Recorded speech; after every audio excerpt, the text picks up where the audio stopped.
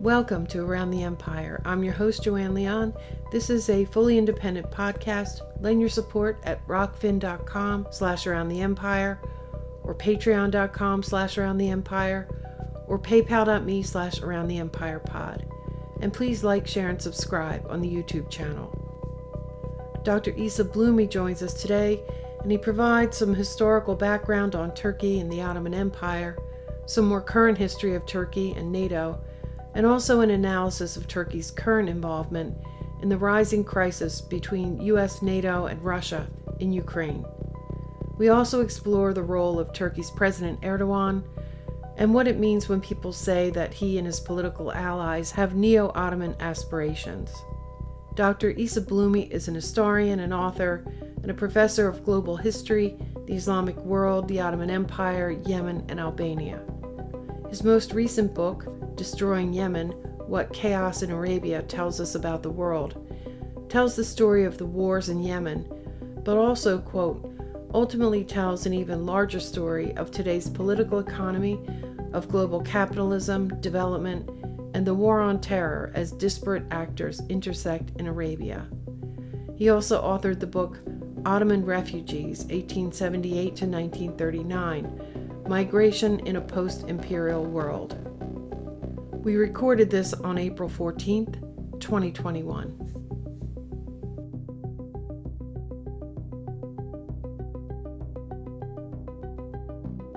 Blumi is here, returning to the show. It's great to see you, Isa. Thanks so much for coming back to talk with us. Wonderful to see you as well, and Ramadan Kareem to all your listeners. And I'm very much looking forward to having yet again a wonderful back and forth conversation with you, but this time with video. So hello for the first time. Yes, hi. My hands disappear over here on the green screen. Oh, it's a bit weird. Okay. It's very weird. I should probably it's just that there's a window behind me and it just creates weird light and all that. So anyway, no, it's great to see you. And particularly thank you for doing this while you're fasting. And it's, not the easiest time to do that. I reached out to Isa, as I do often, to try to help me understand things that are complicated and urgent, which I think things are complicated and urgent right now. I'm specifically talking about what's going on with Ukraine, Russia, but my big question is about Turkey. What is going on with Turkey? And first of all, there are a lot of people who say, well, Erdogan is a sultan wannabe. He has neo-Ottoman aspirations and things like that. But then I also see, well, he's making deals with Ukrainian companies. Ukraine is a grab bag right now. There are a lot of people who have been for the past roughly decade looking to take resources from that place. And so he's making deals for rocket and helicopter and plane engines as well. So there's the current economic, and then there's his ideological and his ego ambitions. And I don't understand how to explain what's going on. Plus, he's just a confusing individual, in my view, to me. And so, first of all, I realized that I don't know that much about the Ottoman Empire. I mean, I know that they had some territory in the area, and I thought maybe we could start by sort of some high level, like I generally like to do, some high level on the Ottoman Empire, and then get right into, fast forward right to today, like what's going on with the Montreal Convention, what's Erdogan doing, what's the potential there, and what kind of insights can you give us on those things? And I know that's a big ask. So I appreciate, but you always seem to come through. So I have full confidence that you can do it. It's a lot of pressure on me, but I'll try as best I can to make it clear what I think would be helpful to see in positioning Erdogan and Turkey in the last 10, 15 years at least, not in the larger scope of the 20th century or the Cold War. That probably would take us too far afield, but yeah. So briefly about the Ottoman Empire, can you maybe help me out a little bit more? What would you like about the Black Sea region, about the last 20 years of the empire? What is Erdogan actually trying to tap into when he makes Yeah, like references to the what Ottoman Empire? in the context of when they say that Erdogan has neo-Ottoman ambitions, what are they talking about? What does that mean? Uh, just symbolically, a great Muslim empire that he constantly, and the circle around him as his political intellectual career uh, um, transforms him into actually a big player in a bigger universe. The mayor of Istanbul, he oversees a dramatic transformation of Istanbul. He becomes a big player in property development, becomes a big player in organizing contracts. Istanbul has certainly seen uh, positive changes under his watch in the 1990s. Others will complain that it became much more like a city, any other generic neoliberal city in the world, because of what he introduced, the kinds of reforms he brought forth, and the partnerships he established globally. He's very much a neoliberal, and very much a neoliberal with this Islamic tint to give kind of sanction, religious sanction, to accommodate the concerns that his constituencies in Turkey and now globally. He certainly has done it very well, but much better than any previous secular Turkish regime has tried to do in making overtures to the larger world. That Turkey's a player, a major economy, a major military force, a player in the region, and especially with the end of the Cold War, Turkey's geographic positioning is crucial to the transformations of the global economy moving forward. The heavy investments put into destroying the Soviet Union and parceling it out and plundering it by the Jeffrey Sachs and the teams around him obviously was somewhat mediated in more sovereign countries like Turkey, but Turkey played a big role in that process of disintegrating the Soviet Union, plundering Ah, it. It facilitated with the big influx of intelligentsia, military personnel, especially large numbers of Muslims from Central Asia who came in the early 90s. Very quickly, they were able to turn them over and actually send them back to become big players in the next generation of political actors in Tajikistan and okay, Turkmenistan okay. many of these old dictatorships that had survived, these old Soviet leaders who survived to become national leaders in Uzbekistan, Kazakhstan, had to deal with this new player who in the early 90s was selling itself as the pan-Turkic kind of empire, recapturing its Turkic roots to Central Asia. That was the logical trajectory for Turkey under, let's say, Özel and Chile, these hardened Turkish nationalists from the old secular era before the rise of Erdogan. So Erdogan tapped into that esprit, if you will, of Turkish. Turkey is a major power in the world, just beneath the Chinas, the Russias, maybe on the level of Israel or Iran, perhaps, or India. It certainly was going to benefit economically, regardless of what was happening inside the country itself, because it was a crossroads. And it necessarily meant the redirection of global supply chains, especially oil and gas being a big player in the global economy in the 90s, if we can remember back that far back, which makes places like Qatar suddenly a superpower, financial superpower, a big player who's receiving overtures from the Clintons, overtures from the Bushes, overtures from then the next generation of Democrats under Obama. And that partnership that Qatar was able to forge with Erdogan's types, which was part of a larger coalition of a long enduring struggle of bringing Islam back to the surface of social cultural life of Turkey, where for a long time, since the end of the Ottoman Empire, it was suppressed as a strategic reorientation or a pivot towards the West under Kemal Ataturk, Mustafa Ataturk, or his allies that helped facilitate the creation of a military dictatorship that sometimes would accommodate democrats from various colorations. And this is all a byproduct of how the Ottoman Empire itself collapses. It's not an inevitability. The empire itself shows spark, energy, intellectual, certainly economic. One of the reasons why it's being torn apart by the 1850s, 1860s was because it had such enormous economic potential.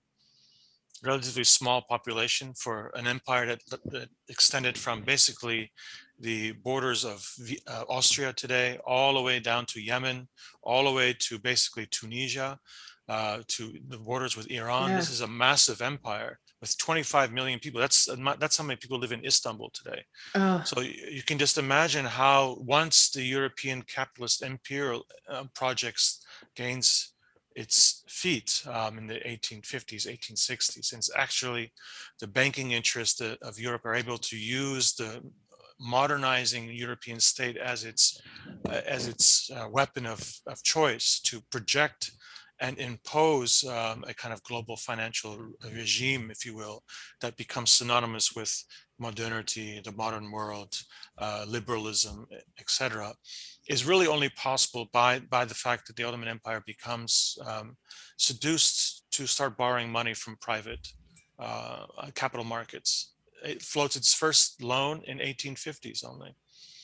Before it relied on entirely indigenous bankers, Armenians and Jewish bankers. And unfortunately, because of the nature of the way technology demanded new the military to change every couple of years, and there were all kinds of intrigues that had put the Ottoman Empire internally at war with itself, with the breaking apart of Egypt from larger Ottoman Empire, the rise of Muhammad Ali and his sons, who made it basically Egypt a superpower that threatened any ambitions that Europeans had by the 1830s.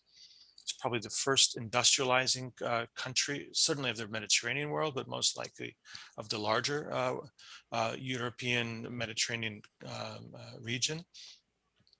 It was expanding and gaining influence and gaining support within the Ottoman intelligentsia.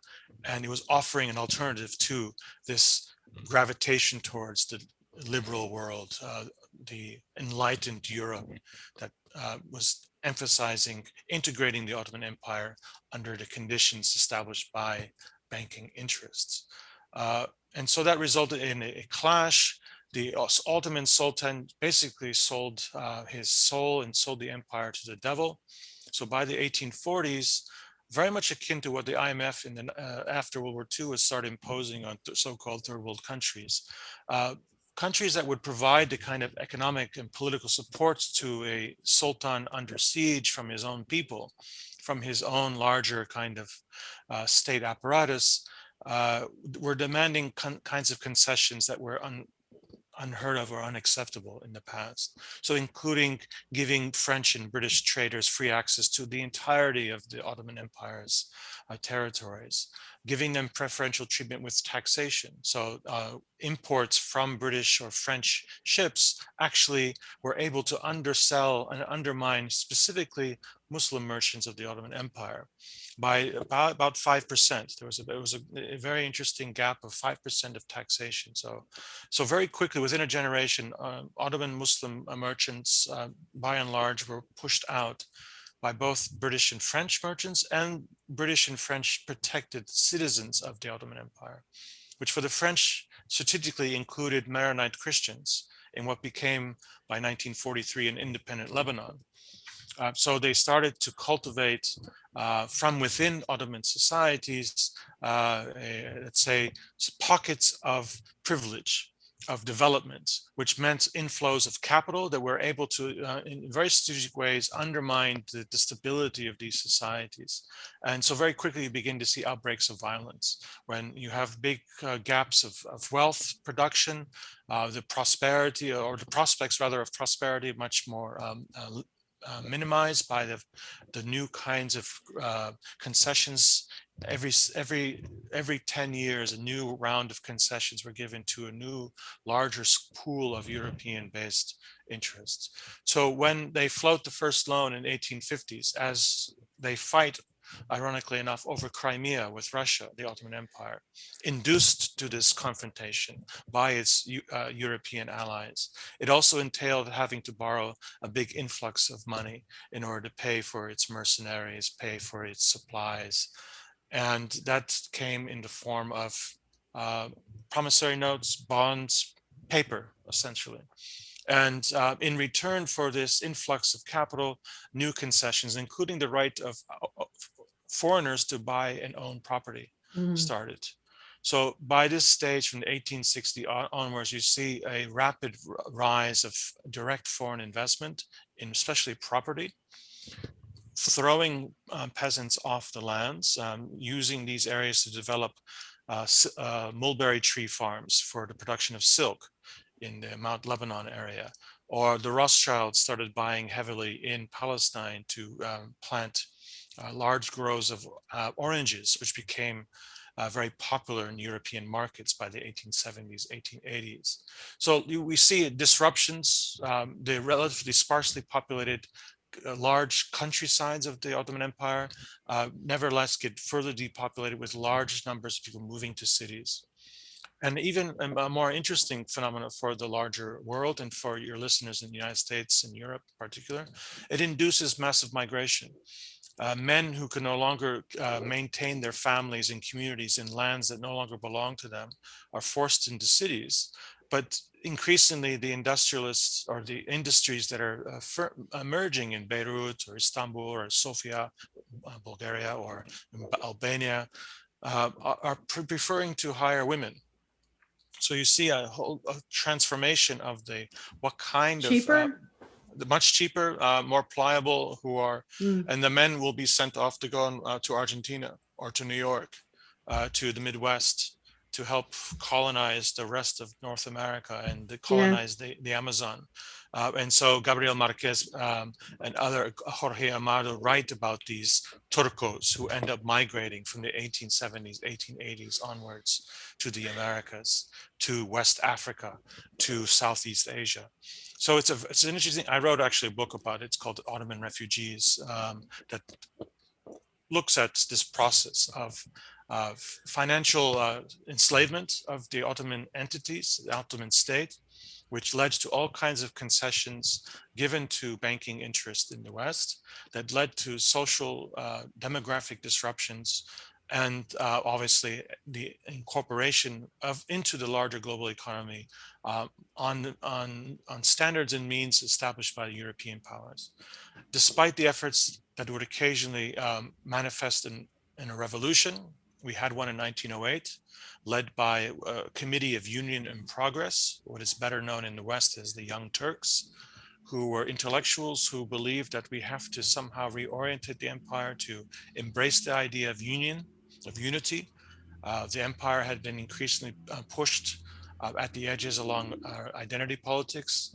After 1878, when they signed a Congress, a treaty in Berlin that initiated the first wave of independent countries in the Balkans.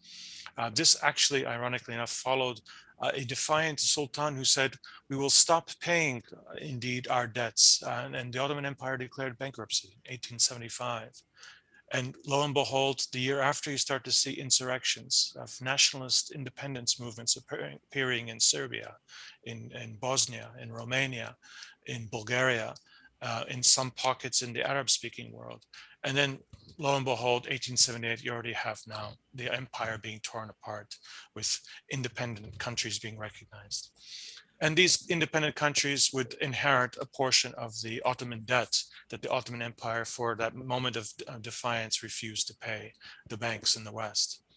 Egypt would go through a similar process of borrowing heavily in order to construct the Suez Canal in the 1860s, and find themselves in a very, more or less the same period of time, in mid-1870s, bankrupt, ruined, and politicians, especially in Britain, who had owned stocks in the Suez investment schemes, actually had an incentive, conflict of interest, obviously, and encouraged and led to the invasion and occupation of Egypt in 1882. And the rest is history regarding that. So this is establishing kind of a series of precedents that for, let's say, respectfully nostalgic for something that once existed. Being a religious person, there was something very palpable to the discourse coming from the Islamists in Turkey, who are largely marginalized. They were often criminalized by the Turkish state before the 1990s. It was often very difficult for a charismatic leader who embraced Islam to actually find a platform to actually gain a larger audience. And it just so happened that Erdogan was able to sneak through the cracks in this period of transition when, once again, political Islam was a necessary tool to take and grasp control of that moment of opportunity in the former Soviet Union, in the Middle East itself. We do see the regurgitation of this old tool used against the Soviet Union in Afghanistan. It starts to take a new form in the 1990s to what we out today call political Islam, Al-Qaeda, Daesh, etc. And it certainly helped that Turkey would play an important intermediary role for the growth of these movements. First in Central Asia, and you can see the connection with the pan-Turkic evocation. And then the idea that the Ottoman Empire actually embraced and encompassed the entirety of the Arabic speaking world. Why can we not find a character, a charismatic leader in Turkey who could take on the same role again of mobilizing political Islam with the partnership of Qatar if necessary, which was certainly the case and still remains the key alliance to think about over the next couple decades moving forward, and initiate this transformation that was overseen by Clinton's, the Bushes, and then Obama's. Which is what we have today, this chaotic situation in much of the Arab world. The resources have been successfully plundered on the cheap, by and large. Even the old monarchies are considered to be somewhat burdensome, and most likely we'll see a disaggregation of these once big economic powerhouses who are now heavily in debt themselves. We just saw a big news coming from Saudi Arabia 2 days ago, where they sold off 49% of their oil pipelines networks of Aramco to I didn't hear that. an American consortium, just desperately trying to find money. So $12 billion, here, take it all. We need the money. So it's the Arabian Peninsula on sale right now, as we all desperately try to adjust to this coronavirus economy, which has caused enormous disruptions, especially in countries that relied on retail, or regions that relied on shopping malls and tourism, as there are some city states in the region that definitely saw itself as the next Las Vegas. And that certainly applied to Saudi Arabia as well, that their future was securing the ability to bring water to the Red Sea and develop, just like Dubai, kind of casino towns where you could have millions of tourists coming and spending their money there. That is not going to happen, obviously. So a lot of these adjustments the last couple of years, that includes Turkey, is at play here. And so Turkey, at some point, it was getting itself out of economic crisis. Under Erdogan's period when he was a prime minister, he successfully paid much of IMF's debts off. And he actually started to use his revenue production to disseminate influence in the larger world. Kind of what China was starting to do already in the 1950s, obviously, but later on with the idea of bringing development, an alternative to the USAID or UNDP model. And so Turkey was throwing a lot of money around in particular parts of the world that they had some kind of cultural link, and that was Islam. And that certainly paired well with the new generation of imams who were coming out of Mecca, Medina, or informed by Al Jazeera, coming out of Qatar.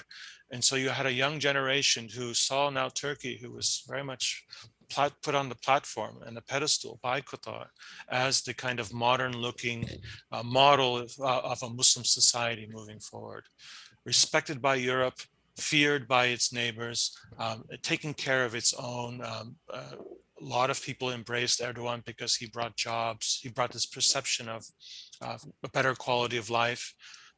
Almost overnight, much of Turkey's rural cities changed dramatically. They started to seeing things that they can only imagine seeing in Ankara or Istanbul. So shopping malls and highways and new kinds of train stations. And so it just got this impression that things were booming. It was all on credit. It was all on borrowed time. It was incredibly corrupt. Erdogan's people around him made a killing on all these Mm. infrastructure development projects, which is very much in line with this new canal that he wants to build. Yeah. It's right, sits parallel with the new airport that they had built. His Yeah. son-in-law, Berat Albayrak, who once was the CEO of Çalık, was also a very big player in another major development company called Limak, which has established a foothold in the Balkans since the 1990s, extending Turkish influence and again, relinking the old Ottoman Empire. Yeah. Right? There you go. So the geography makes sense to make this claim that the natural progression, the growth space for us are those neglected areas of East Europe that were once part of the Ottoman Empire. Bulgarians, they come every week by bus. I remember in the early 90s how I used to get these cheap buses going across the Balkans, and everyone was going to Istanbul to buy cheap clothes. Everyone was trying to take the bus to go to Istanbul, or ironically enough, even Syria at the time was a major place where people would go to buy things that they could afford. They could not afford in this transitional economies of East Europe. What year, what time frame was that?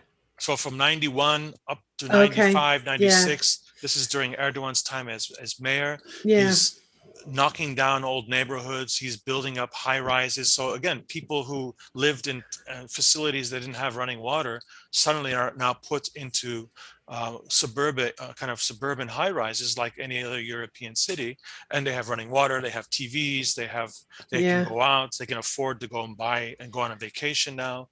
So these are things that also played itself out for East Europeans who began to, especially Muslims of East Europe, who began to see, this is the way forward. Okay. And strategically, again, it wasn't Erdogan at the start. It was these secularists, these Ozals and Chilers who were militants of NATO. And NATO was very keen on securing these former Eastern Bloc countries and making sure they didn't deviate to maybe a reconfigured alliance with the Third World or some other kind of formulation. And so NATO got its foot in the door through Turkey often. After they established a foothold there, then they cultivated these religious connections. So large numbers of Albanians and Bosnians and Macedonians and Bulgarians, even if they weren't Muslims, were getting big scholarships to go under the pay of Fethullah Gulen. Maybe you've heard of his name. Yeah, before. I have. Yeah, and he and his MET program were establishing schools, high schools, in all these countries, and then we're sending them to get degrees for free in Turkey. And they didn't have to be religious students; they could even be, again, Christians. But this really formed a strong bond for European, Southeast Europe, and Turkey, and this provided new markets for Turkish products. You see a boom now of Turkish manufacturing, especially in the food industries. And if you go anywhere in Europe now, you'll find Turkish-made products everywhere. And it's even more omnipresent in the Balkans, where, again, Erdogan's partnerships made some people very rich. The big industrialists who long supported the military industrial complex of Turkey that made lots of weapons for NATO, projected NATO into the Middle East, into the Caucasus. Remember, there's a war in Chechnya, right? Who's facilitating that war in Chechnya? But our friends in Turkey that threatened Russia's extension into the Caucasus. The wars in Georgia, the wars in all these areas that were once Ottoman territories are going to be facilitated by NATO's best ally in the region. And Erdogan is going to play that role very well. And he goes back and forth. His relationship with various administrations, various countries in Europe are going up and down. And he, out of strategic necessity, or maybe with foresight, he makes overtures at the same time as he's waging war on Syria. He makes overtures with Iran. and he makes overtures with Russia. And so he's now making it quite clear that if China or Russia want to get out of the little box that they're trapped in by the United States, strategically extending NATO to the borders of Russia. And this last Maidan coup of 2014 in Ukraine really finalized this Right. encirclement of Russia, if you will, where they will likely bring missiles to the borders of Russia. And this whole conflict over Ukraine right now is maybe even pushing further and challenging just how far Russia is going to go to protect its interests. We also have to remember that there's corruption involved here. Lots of money was made plundering the Soviet Union. Right. A lot of political careers were made in Europe, in the United States, and in Turkey during this period. The expanding of Turkish economic interests into Central Asia, into the Balkans, and now into the Arabic-speaking world was really, really something that was facilitated by Erdogan and his people around him. Now Turkey is a major player in Africa. You go to most African countries, you'll have a Turkish airline flight bringing people there to set up shop, kind of like the old days how the Chinese used to do it. So you have these kind of exclusive Turkish zones in the middle of bazaars of Dakar or Yamoussoukro or Abidjan or Addis Ababa, in Maputo. And they also got into partnerships, joint manufacturing. What does that, can you explain what that is? Because I've never been to these places. Mm-hmm. What they set up, what is it that they set up? Traditional areas where you have businesses, where kind of industrials, they could be called industrial zones, but I call them industrial. But nevertheless, you have investors who come, and they usually establish a foothold there. Yeah, establish a foothold. The Chinese used to send large numbers who would just create their autonomous little zones, kind of create a Chinatown. Right? We have in our cities, throughout Africa. That's a kind of a very useful model. And then people become economically, they get integrated, they gain some foothold, they establish themselves, take out competitors. The French did that with Lebanese Shia throughout the 1920s and 30s. So you have interesting sometimes partnerships, sometimes rivalries going on right now in Western Africa, Central Africa, between the old established French-speaking Lebanese Shia, who are very powerful in Benin and Togo and Nigeria, in Sierra Leone, and these kind of fringe areas where lots of money has been shifted especially to Lebanon from Africa. Now, here comes Turkey, the CIA's main kind of tool, if you will, of infiltrating and uprooting well-established zones of resistance. Why do they want to uproot Lebanese Shia from West Africa? Is because that's where Hezbollah gets lots of its money. Its ability to finance and maintain resistance to the neighbor to the south, Israel. And so this is a conjoined effort where they have mutual enemies and mutual interests. Turkey and Israel have long worked together strategically during the Cold War. They were both touted as Western secular societies that were going to preserve and project Western interest in the Middle East that is otherwise backward in Islamic or radical pan-Arabists, right? So Turks were touted by Samuel Huntington and Bernard Lewis, these Cold War intellectuals of the 1960s and 70s, as the most logical ally to project American interest in the Middle East. One, because they're secular; two, because they're not Arab; and three, because they have good relations with Israel. This has been cultivated. Now Erdogan is in a little sticky situation because he has to market himself as someone who stands up for Hamas, for instance, and the Palestinians. But at the same time, he's doing lots of business, especially coordination on security with Israeli companies. They have a common enemy in Syria and in Lebanon. And they certainly have worked together to destroy Syria since 2010, 2011. And the same goes with Libya. The same goes with places like Yemen and Iraq as well. And what is at stake?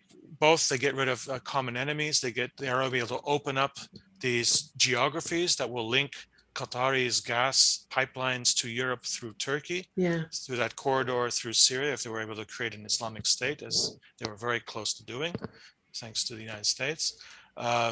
as was openly admitted a couple of days ago. Wasn't there an interview at some top State Department or Pentagon official admits that Al Qaeda is an asset to the United States in I Syria right saw now? some headlines. Right. I didn't dig into that yet, but yeah, But there are it's an people open who, secret.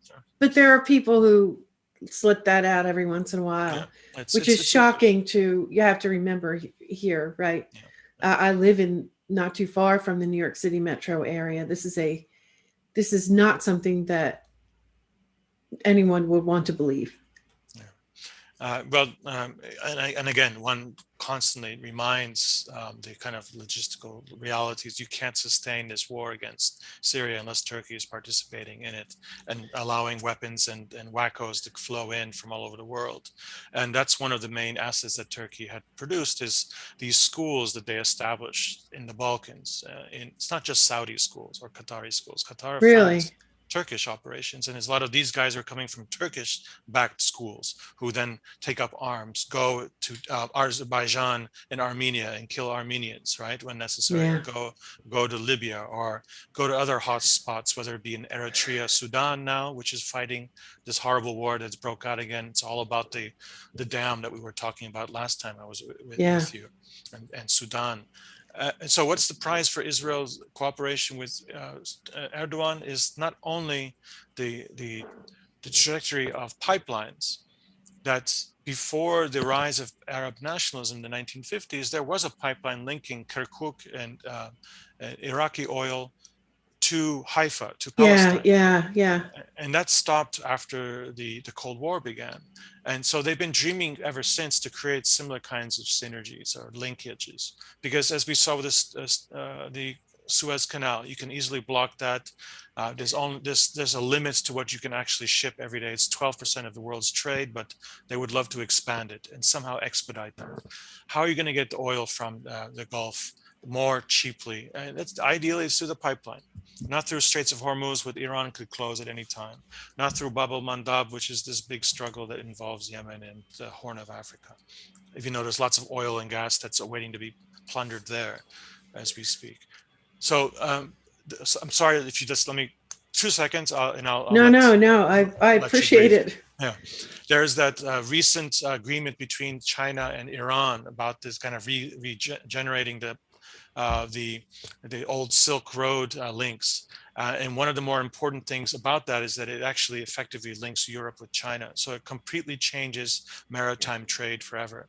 So the moment that link between China through Iran, through Russia, multiple channels for trucks, but also trains, then we're talking very different world, strategically speaking. The United States and its very expensive navies are basically worthless. Yeah. And that's very interesting. But what's important for Turkey is that it's, again, in the middle. It could provide a cheaper, more accessible routes to European markets just by simply going through them. They have that famous Azerbaijan pipeline that links the Caspian Sea Right. with cooperation with Iran. Iran needs its product sold somehow. It goes to Ceyhan, to the port in the Mediterranean, and then goes to the markets that way. But Turkey wants to expand that to connect Qatari's assets, Saudi's assets, Kuwait's assets, which is all on the east coast of the Gulf, which for now has to go through the Straits of Hormuz. Right. And one more thing for Turkey and Israel, they can divide up the coastline of Syria and Lebanon, and they get all the All the offshore oil and gas. Yeah. gas. Yeah. Yeah. Turkey occupied North Cyprus for a reason, for its territorial waters. And now you're going to see, and they even see Turkish maps now, they're saying that their territorial waters extends and connects with Libya. So they're saying that basically large tracts of Greek territorial waters are being severed with now Turkish claims, not only for the right of passage, but also for exploring for assets like oil and gas, for fisheries.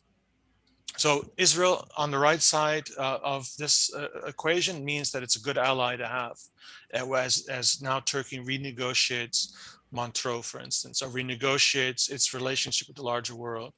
And it's going to be very much, and it's been for a long time, connected with Israel's interest in undermining resistance in the Arab world, undermining resistance in the larger third world. And Turkey has been facilitating this on the sly now. he's making these very hostile gestures, and he's claiming that he represents the interests of the Islamic world, where in fact he's doing quite the opposite. He's helping plunder these resources of these Muslim countries. He's making his family rich. He's making the Qatari family rich. Okay, maybe I can stop now. Maybe there's a follow-up question. Then I have some other interesting things about the canal and the airport and all that. Well, you just blew my mind. But first of all, I don't even know where to start, but I thought that Israel and Turkey were at odds. They're always fighting. That's for show. It's theater. Yeah. They're open. They have still good relations. They meet all the time. Security meetings. They lots of products. A lot of tourists go back and forth. It's for show. And Erdogan, I mean, this is tiny thing compared to the context that we're talking about, but I just get the sense that Erdogan is reanimated about Syria. And I mean, people who've been watching the situation for a while knew that when the Biden camp came in, this is not Biden, right? Okay. Everybody knows that, right? This is a coalition of the old Bush administration people, the Clintons, and basically the three dynasties that Trump sort of embarrassed and crushed for a little while. That's right. So, and I call the Obamas a dynasty now too, because that's clearly another faction. So anyway, they are linked. We're talking about the worst of the worst warmongers here together. It's not Biden. That's why they don't care if he's all there or not, because he's not running anything. But do remember, he's a big player. His family, there's all the connection with Ukraine. I mean, these guys were making lots of money after 2014. It's more like not just literal family. There's sort of I hate to say it, more like an organized crime family around him. Absolutely. Right. Because, I'm not too far from either. Yeah, exactly. Credit card industry. I mean, how can you survive as senator if you don't do the banks any interest? Yeah. Okay. All right. So that's just a little aside there. I hope that sound wasn't coming through. There's some notifications coming through there that make a big sound. Okay. So where do I even start to follow up on that? That is some heck of a context. I always wondered what was going on in there was sort of a black box, sort of the what do you call them? The Central Asian, the former USSR countries. We just used to say, oh yeah, those Istans. Nobody had any idea what was really going on there. But you're saying that Turkey was a big player there and sort of bringing them over. I'm embarrassingly naive and uninformed on these things, so I really appreciate all this context. It's hard to believe that one country could do so much. There's a lot of scary things in there, but there's some serious brilliance going on too, in just managing the role that they play. But we also know that the intelligence community, if you will, I hate to use that term, is deeply embedded in Turkey, right? That's why they get away with so much, I would say. That's why they can thumb their nose at Europe and that kind of thing. And we saw it in the Syrian war. We saw the operations rooms were set up there in Turkey. We saw that the corridor for, as you say, flying in fighters from all over the world and coming in through Turkey. Maybe that happens in a lot of different places. Maybe that's the same kind of operation that happens in a lot of places, just that there was more of a lens on it in Syria, or at least I was more paying attention to it. But anyway, let me get back to my topics. So you mentioned the Montreal Convention. So that's been in place since 1936. And it basically prevents militaries from sort of dominating that area. Prevents any, there are a whole bunch of terms, but I know from our standpoint, We can't have more than what, 3 ships in the Black Sea at any one time, or if one goes in, one has to leave. This kind of thing. And I heard that Erdogan, some of the retired Turkish admirals, were concerned about potential, that treaty could be destroyed by what Erdogan's doing right now. And they believed in the interest of Turkey itself. They felt that it provided more security and guaranteed some peace in the area, or I probably prevented them from sort of getting on one side or another of someone who wanted to, because you do some serious damage to Russia if you block their access to the It's war. Mediterranean via the Black Sea, right? And for Syria, it would be a death knell, because if Russia can't keep coming through to resupply, and to be their sort of safeguard, so you can see the motivations for messing with that. Um, you mentioned the Istanbul Canal as being more of leverage economic type of thing. But I mean, what are they doing with Russia here? They made a critical deal with them for energy supply, the Turk Stream pipeline. Erdogan seems to, and now I understand this a little bit more, seems to think that all major energy sources should go through that corridor.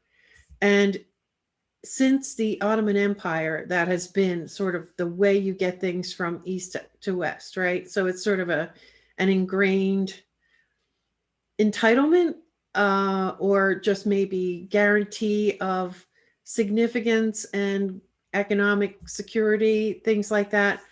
Um, what do you think is going on there? Would he back away and, I don't know, betray the Russians who are supposedly his allies? We can see what happened when they shot down a Russian plane, and there was some serious, and then a Russian ambassador was shot dead, right in public. But then Turkey backed down and apologized, because when they tried to invoke NATO, I don't know if they really thought that the NATO countries were going to come in and help them, but I guess they realized they were stranded, and then they backed down. At least that's the way. I think that's a key. I'm bringing these things up because I think it was a key event to try to understand that relationship. But has it changed now? Well, Trump is gone. That's animus that existed, just, well, anyone who is a residual of the alliances established by the Clintons and the Bushes and the Obamas is, out of necessity, needs to be addressed. Certainly, we know that Trump made often claims that he's trying to get the troops out of Syria. There's something more complex, however. It's not that easy. Then he does this gesture about just occupying the east, keeps the oil, and the oil flows, still has to flow through Turkey. So there's lots of money to be made from that. Nevertheless, the relationship between Erdogan, especially, is a personality. He was a mayor of Istanbul when Trump was building towers in Istanbul. And so they go back a long way, and they don't necessarily like each other. So that's, I find, the personal issues that often we should be talking about larger societies and countries, and that's certainly one of the big forces at play, certainly. But it does sometimes it's useful to think about it in terms of these personalities. Maybe sometimes they have outsized influence, these things that look Yes. little. Yeah, But because Erdogan, especially after the attempted coup by this old establishment in the military, who are, whether they were not Gulenists or another, I think the Americans were certainly behind it, or at least certain faction. And everybody had to, after the coup didn't succeed, everybody had to take a step back and renegotiate the terms. he's And so, claiming again that there have been coup attempts. mhm. And why is that? Why is the root of that coup, who was behind that coup, why is that still a mystery? Because I think there is a preferred narrative coming from different parties that are contradictory to each other. For him, it's quite simple. He doesn't want to make too much of a stink about a lingering deep element within the larger military, which again, very much entrenched with NATO. Yeah. These generals who have been there for 30 years, they're loyalists to a very different kind of Turkey than the one Yeah. that Erdogan envisions. And many of them lost their positions. Uh, Yeah. The Big this, Purge. Yeah. the purge, it may be a little bit too much for your audience at this stage, but I remember very much there was an important moment where many key elements of the old guard collectively died at the same time during an earthquake. Something to talk about maybe in the future. Hmm. But that was a window of opportunity to get a new class of officers into the upper ranks. And so saw a cleaning out, and they were able to numerically overwhelm the old entrenched types, many of whom actually come, interesting enough, were coming from the Balkans. Whose parents moved during the Balkan Wars or after World War I, and they grew up with this interesting affinity for intermarrying with themselves. So you kind of had these cliques of Bosniaks and Albanians and people from the Greek lands who formed a very important part of the NATO Cold War period Turkish military. Now, when they were cleared out, a new kind of politics within the military emerges where you have to be Turkish. Your loyalties have to be first and foremost with Turkey becoming a larger regional power again, not something that's beholden to American strategic interests. So you had a kind of a clash of generations, of personalities, of strategic thinking. And these guys were making a hell of a lot of money already supplying, building weapons for NATO. Why shake things up and make things more difficult? Why invite Russian intrigues when we could have easily had Russia as a partner in building and advancing weapon systems moving forward? Or again, oil and gas. Why not have good relations with the former Ukrainian government before it was overthrown in 2014? And similarly with the whole idea of having good neighborly policy, which was supposedly Erdogan's key foreign policy claim, that I have good relations with all of our neighbors, Hmm. which was a ruse. It was a lie. It's something that certainly had horrible consequences for Syria and Iraq. Uh, and but there was lots of money for that. They build infrastructure. A lot of the military were placated. A lot of the old industrial families like Koch and these big guys who have their conglomerates, global conglomerates, they in the end bought in. Maybe they had a gun to their head. Maybe they thought, well, with this guy, he's going to get us even more power and expand our interest into Europe, into Africa, where we never could imagine before. So that divide, it's still there. These guys who are now retired, talking to newspaper journalists that they have connections still with, who don't like Erdogan, they complain that he's ripping up treaties that protect Turkey's long-term security. It is an antagonistic one. It's a gamble. It's a new government in power, in Washington. It's the old Samantha Powers and the Newlands and the Susan Rices, and they want confrontation. They want to make sure that Yeah. Russia and China do not secure access to Europe. And Germany, for a while, with their North and South Stream pipeline projects that were signed already in the early 90s, they want to see that continue. They want to have their own energy security guaranteed. But the European Union in Brussels and in Washington keep saying, "Nein, no, this is not going to happen." And so Erdogan is now hedging his bets, apparently, that he's going to be able to position himself to be an ally to Ukraine. They're going to seal off Russia, screw Russia and its alliance that we made with them a couple of years ago. Over the long term, they're going to have this conflict with Iran. We saw what happened a couple of days ago. Clearly, Netanyahu wants conflict one way or the other. Over the long term, we have the assets, we have support of the Islamic world, so they think, at least those who are allied with Qatar's money, and will be Europe's, once again, the guardian of Europe's interests from the south, and that will translate into all kinds of gas, oil development, not from Russia anymore, not from Central Asia per se, but from the Gulf. This is the investment in Syria's war. This is the investment, I think, moving forward, that Erdogan or those who follow him will want to pursue. This is very lucrative. So the Turkish military and the intelligence, which is also a very powerful entity, I don't know that much about them, but they've got a revolving door as well. So it sounds like that's what I drew from what you said. So when they retire, they get seats on boards or they get some kind of involvement with some military industrial complex, defense contractor type arrangement. And at the moment, for example, in Iraq, so you have China coming in saying, and Russia, I believe, saying, "Hey, look, in exchange for oil, we can barter. You give us oil, we'll help you build your infrastructure, which they desperately need." It looks like a pretty good deal for the Iraqis. This is what the resistance is in favor of, what Elijah Magnier would call the resistance.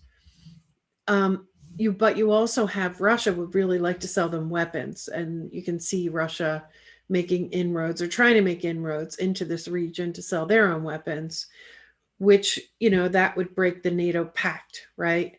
You can see the massive fuss being made over Turkey buying one type of equipment, just one type of Russian equipment, for which NATO is very deficient in this whole area of missile defense.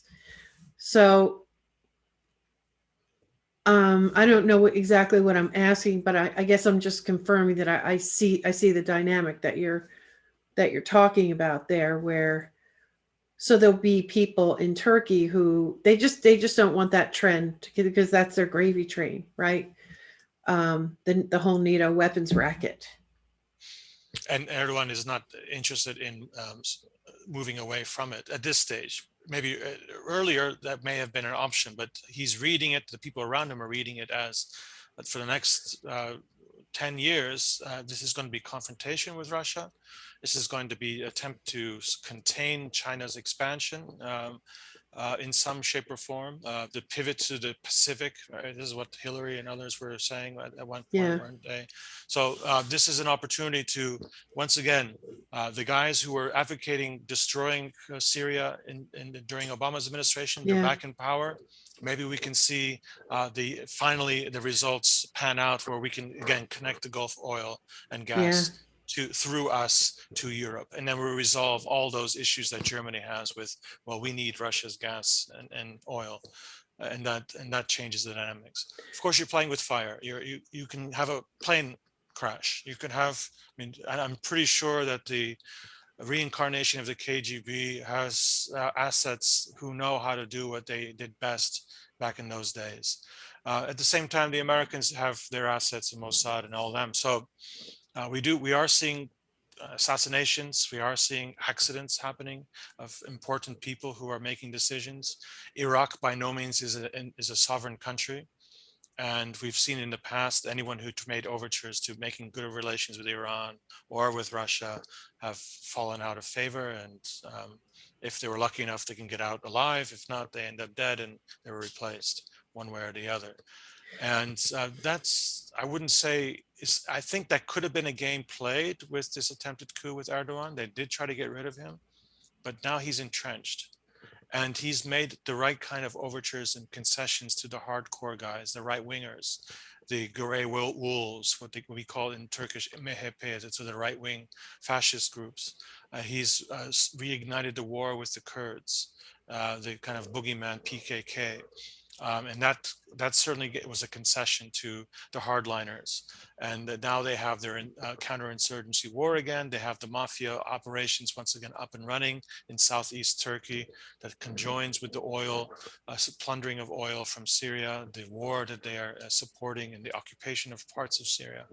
So this is all well and good right now for the gangsters, for the criminal side of state, of government. And there's no better place to study that phenomenon, one in the United States, but also in Turkey. let's not forget that the United States has a long list of examples of corruption and violence and intolerance for challenges to power. But we have a veneer on ours. Some of ours depends on which kind of organized crime you're talking about. But The Erdogan's veneer is his popularity, is the sense that he's a moral man, that he's above that. Even his okay, his son-in-law is corrupt and he's been stealing billions, but oh, Erdogan is not like that. He's above that. And so this is, people keep giving him concessions. So that's his veneer. That's So Biden does the same thing. It's almost the same kind of setup, isn't it? I just realized.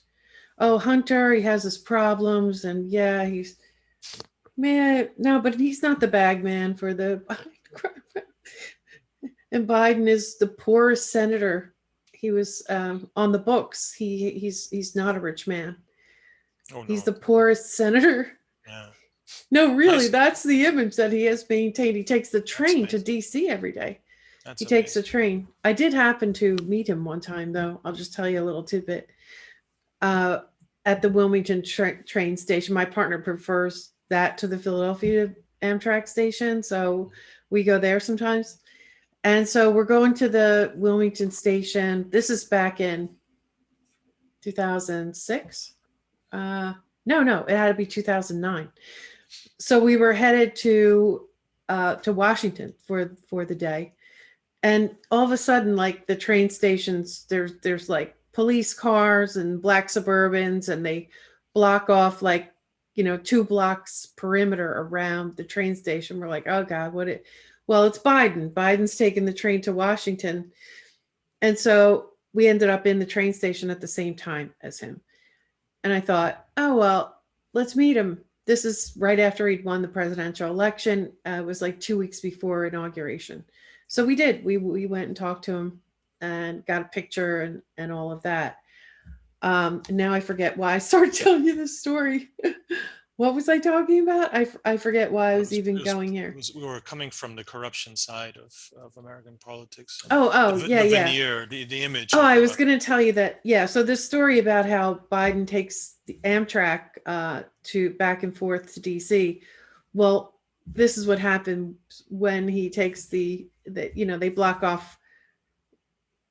He gets super special treatment on that train ride. Let's just put it that way. They shut down all the streets around the train station, and God only knows what else. But that's the image, and a lot of people believe that. They really believe that. So and they could sort of, well, let's just put aside the sun that show. It's funny how this model plays out in a lot of different, over and over again. It just repeats, doesn't it? But yeah, oh yeah, his son is corrupt, but that doesn't mean none of that money got to him, and they can somehow create this separation. How do they even do it? I don't understand. Anyway, I've kept you an awful long time, well, we but didn't really talk about the canal. yeah, see, that's the thing. And you We can talk mentioned, about it again if you want some other time. no, I'm willing if Mhm. you are. I'm afraid of asking for too much of your time. Um, but I mean, this is clearly part of the containment operation, right? If they mess with that Montreal Convention, I think there's a clause in it though that says like in a wartime Turkey can do whatever they want. I don't think they have to abide by any of those treaty rules. But are they really willing to do that, to make that move, to seal off Russia, as you say? Um, or is he just flexing his muscles again to try to get more money, try to get more concessions, to use the leverage? I mean, it's such a, to me, I think it starts a world war. What do you do if you're Russia and somebody shuts off your access to the Mediterranean? That's if they do, of course, right? But it could also just be a big development scheme where you're looking to tap into whatever's going to happen to Ukraine now becoming the big strategic hub for NATO moving forward. It's going to Yeah. need supply chains. It's going to need to build capacity, and there's only one way for them to do it other than by railroads through East Europe, and that's through Erdogan's channels. And it's going to be big money. It's $10 billion price tag. The same companies that got the $25 billion airport are vying and likely going to get this contract. It so happens that his corrupt son-in-law and the Qatari families have bought land all up along the trajected area where they expect to develop housing complexes. So you're going to have cities running Another along the canal. Bosphorus, a Another, yeah, Bosphorus area. it's again, they're going to drain the lake there. They're cutting down all the forest. It's going to destroy Istanbul's water source, which will introduce new let's say engineering demands, which will be very costly, which will mean the same people will be making money for that. It could also just be, see, in a cynical way, just simply yet one more construction project that has implications if and when it needs to be used for that. But it could also just be simply a money grabbing thing that because Erdogan has been building Istanbul like that for years now. He's been building big dams, he's been building bridges, tunnels, and his family is getting big chunks of money from these projects. But just to be clear, and to make sure that I understand this, so this Istanbul Canal, yeah, it's a huge project, but it also practically nullifies the Montreal Convention, right? Because this canal won't have the same rules, will it? Someone might be able to argue in court that it wasn't just that canal, that it's any passage. I could see someone trying to argue that in a court, but I don't think they would win. Well, it could also be that it fits under Montreux, and then we're just doing this to enable better traffic, because there are a lot of people living on the Bosphorus who are saying this is a disaster waiting to happen. One ship crashes or someone blows up a ship in the Bosphorus, everything closes down. And I know this from living in Istanbul for many, many years, that this was an eyesore. There are some really narrow passages for these huge ships. I've seen ships go right into buildings on it, like right up on a dock. Yeah. So if you build a canal that actually is bigger than Suez, you can actually now bring super tankers into the Black Sea. The size, yeah. Yeah, and if that happens, then you're really changing the dynamics of the Black Sea economy, which could be beneficial to Russia as well. You're not allowed to bring natural gas ships through the Bosphorus, are you? Well, isn't that against the rule? Just because of the danger. Yeah, it would blow up, it would kill tens of thousands of people. And if it goes to this canal, it's far enough away. Of course, they'll develop that area and people will make lots of money. But the idea, this is the argument, that we're taking pressure off this beautiful Bosphorus, where this beautiful city sits on top of, that every day everyone's worried about some submarine comes through here, it blows up, and that just wipes out tens of thousands of people in an instant. So this is one of those arguments. So I think it could fit under Montreux if we wanted. It can also play coyly. You can say, well, maybe it doesn't. Maybe we bring in, it's a money-making thing. No, this is going to allow us to bring in assets and shut down entirely others countries' assets. It's really, I guess, depends on the perspective you want to take at any one moment. Yeah. How long did you get any sense of how long it would take for it to be functional? I would think that would be a decades-long project. Yeah, and we're still waiting. We would have to, if they do start, the airport took pretty quickly, 5 years, but it's a much bigger project, obviously. And there's a lot of legal battles to fight still before any work is done. And they simply don't have the financing. And the world's financial situation is a disaster right now. Turkey's in bad economic health right now. Yeah. And so all that boom stuff has turned to gloom now. And that could be one reason why getting in the press and making a gesture again. Look, great, Erdogan is making Turkey the center of attention again. Look at these great projects that he's continuing despite our economic problems. This could be a way of marketing once again to shore up his domestic support, and more importantly, those who are supporting him, because those who start to deviate away and think popular politics means we have to abandon this Erdogan.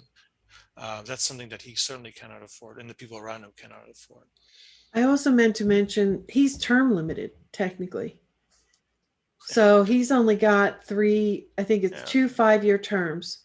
And I think it is 2024 when he's up. He's already pushed for referendums and constitutional rewrites. I figured. but he's quite frail. He's had cancer. He's fallen off many a horse in his life, and he had a tough younger life. So I wouldn't be surprised. I mean, you can see him. He's actually very. He's kind of like a Biden. He's having a hard time moving around on his own, and he's still somewhat solid here, but he's clearly needing to read script now, and Oh, so it I may be did a. see him reading something Mm, just recently. He yeah, met with Zelensky and he was reading the, yeah. yeah. So it may be that he's on his way out, other than just being a figurehead for those who are around him. And there's a lot of struggle. It's very hard to explore these things because nobody talks about it in public. But people in the know say that there's a lot of moving around in those circles that are competing against each other. I thought he looked a little frail with Zelensky. Of course, there's a difference of like a foot in their height. So that it immediately the impression is that he's bigger or stronger or whatever. But when I looked at his face, I thought it looked a little ashen and he looked worried. But I don't know how to read the man. I know he's an enigma in a lot of ways too. And if I must say that, just as maybe a last observation, this issue with Ukraine and especially with Russia is really a fixation, really in the United States and maybe in Britain. The rest of the world has other things to worry about. And so I find it very interesting that this story is being played out in such a way in the media right now, when there's so many other things that should be affecting people's lives. As usual, right? We get diverted. Our attentions are diverted by something else. Um, if they're crazy enough to actually start a shooting war with Russia, then we don't know where that goes, and it's not going to end just simply in Donetsk. Um, it's going to play itself out elsewhere. And China has made that very clear. They've been very vocal towards the United States. In Anchorage, there was this kind of public Oh yeah. uh, pushback, and at the same time, I see the elites in China very much close with powerful interests in the United That's what I States. So can't understand. yeah, so I also think there's a lot of posturing in that respect. Uh, so let's be weary not to be sucked in too much into spending all of our energies in worrying and speculating what's going on just there, where there could be things in the immediate neighborhood, geographically speaking, or there could be some political events going on behind closed doors that we should actually be looking at, as opposed to thinking about these um, outrageous scenarios of war between Russia and the United States. Yeah, I mean, I think everybody now is just. I'm not typically worried about that situation. It's been in a stalemate for a long time. But the big question is, are they crazy enough to do something like that? I think there are a couple things that could trigger a real war. You would think that nobody would do something so stupid. But, this is a I hate to just use the general terms, but an empire in decline. This is on the brink. Um, I would expect that with the emergence of a stronger Eurasia, a more connected, um, that there are going to be some people here who are going to try to get in on it, and others are going to try to make sure it never happens, which seems, that's it is going to happen. This is very clear, but we just don't know quite how crazy some people are, and I think that's the reason why we get so. And what's always dangerous with these working through proxies is that may have some right winger Nazi in eastern Ukraine right now who may want to instigate something that kind of like the Black Hand in Sarajevo that initiates the spiraling of events in World War One, where At again least there on the may surface, yeah.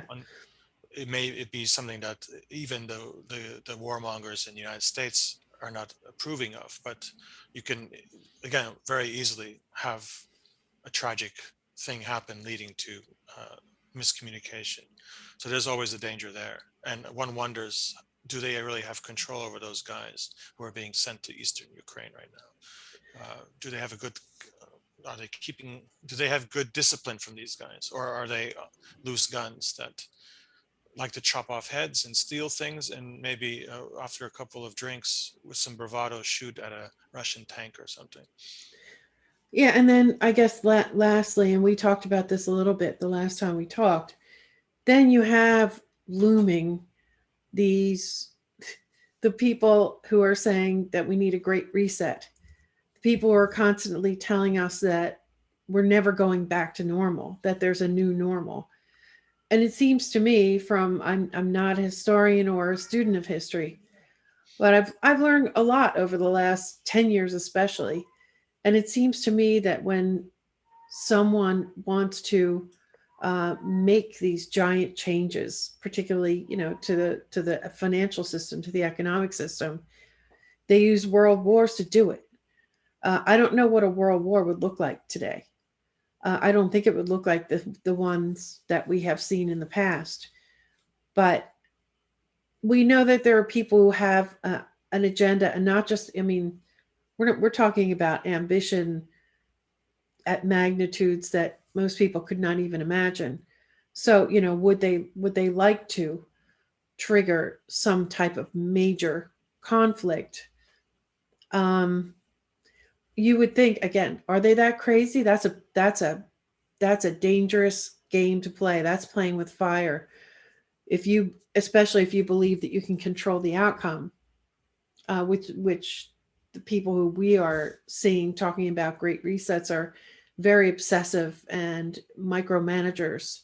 They really want to do a great reset to the point where they want to determine what you can eat. Unless that's all just a big stupid distraction, I don't know. But that's what they talk about. That's what they have spent huge amounts of money and marketing campaigns for. So I think But on, that's on the those underlying thing.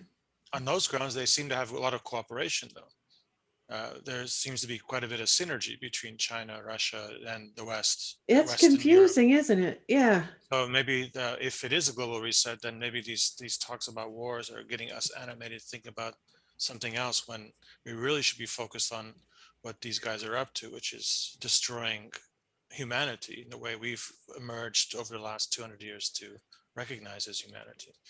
It's the devastation that this has created over the last year is there's no way we're going to get able to capture it, because of course media doesn't cover it, and the fact that we are being told to fixate on a war with Russia instead of clearly disparate contradictory messages that are coming out from different places like Florida or Brazil or whatever about this other thing that has changed our lives. I mean, I That's would the love real to world war. Maybe I that's the would real love to war. come and meet you and shake your hand, but that's how difficult that is now for any of us. I used to be on the plane all the time. Now that's not the case anymore. Um, the food we're eating, exactly. Whereas we are going to see dramatic pressures on human beings, uh, let alone the poor. That's always been the case. But for middle class people, they already begin to feel the stress. And now we've seen the huge movement of wealth to the top.